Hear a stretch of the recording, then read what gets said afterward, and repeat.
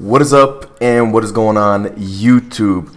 Of course you know what it is. It is day 2 of the Quad Nuke session, and right now we are on Scorch with the Type 2. It's kind of one of my favorite setups on this map. And speaking of the map, I didn't really care much for it when I first played Infinite Warfare. I just didn't really think it was that great of a map. It was a little confusing. I didn't really understand the flow or anything. But then, the more I played, it kind of grew on me, and now it's actually one of my favorite maps for nukes.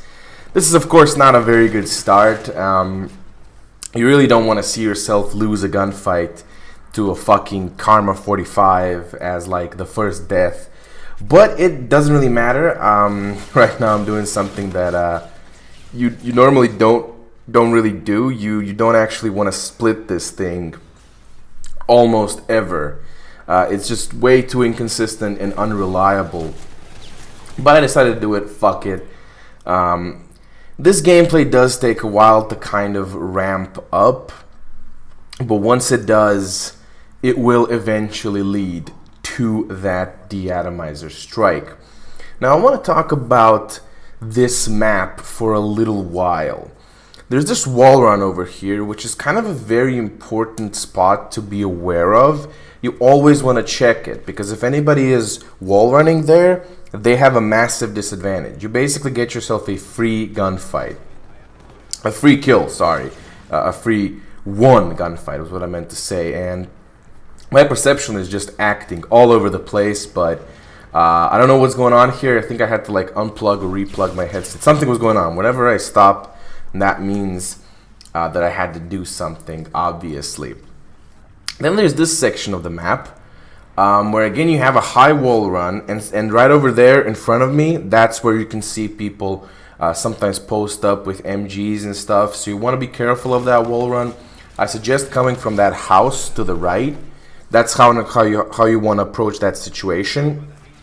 And then you have this section right over here, which is again dangerous because, as you can see, people can kind of post up in many corners around those terminals or PCs, whatever they are. And this right here, this is the worst section of the map, where their spawn is, basically. Because people can come from the right, far right, left, behind you. They can come from all kinds of sides, and it can just make it very difficult to not get into a situation where you're surrounded, which is obviously something that you always want to avoid. But once you're aware of what the nuances are of this map, you can play it very well. You can flow, you can control it, and you can just make everything go into your favor. Of course, when it doesn't, you can phase shift like I did right there. And let me tell you right now, man, phase shift is my favorite ability in Infinite Warfare right now. I think FTL is the best rig. Of course, it's tied there with Synaptic. I would say Synaptic, FTL, and Merc are definitely the 3 superior rigs. Not just because of their abilities, but also their traits, which is very important in this game, One of the main reasons why I so heavily dislike Warfighter and Striker is because they have no good traits, like Warfighter can be built with the resupply setup and personal radar, but that's kind of a niche setup. It's kind of a cheesy one. It's not really something you would normally run. With Striker, you can kind of run micro turret, and then that trait where the micro turret has more health.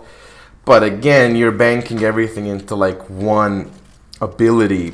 It's not really a viable playstyle, let's say. And Phantom just has an overall very disappointing kit. His active camo is good, but his traits, the ping or whatever it is doesn't fucking work. It has no purpose. The ping isn't directional, so you don't know which direction they're from. And yeah, it's pinging because enemies are nearby. Obviously, I'm in their spawn. Of course they're going to be nearby. But anyway, Right here again is that situation that we talked about yesterday, which is when you get the advanced UAV. Right now I got very heated and I was in their spawn. This is actually something you normally don't want to do. You don't want to just rush into their spawn and expose yourself from like 3 different sides. But again, I got hungry, I got greedy, and I like, fuck it, man, I'm just gonna try. And it paid out for me because I didn't die in the end, and that's kind of what's important. Right now I'm kind of outside the Type 2's effective range, so again, this is not a very good play, but because I see a lot of teammates here, I figure, you know what, fuck it, man, I'm gonna utilize the situation. Barely survive over there, challenge this dude, probably shouldn't have, but you know what, fuck it. You know, sometimes you just gotta YOLO it. You just gotta try and see what happens, and it paid out for me. That's the important part here. Also, it's on 90. That's the one thing, you know, the way it's gonna end is the nuke actually isn't gonna drop, let's say. Well, I mean, it's gonna drop, but only in the like winner's circle screen. It's not actually gonna kill anybody.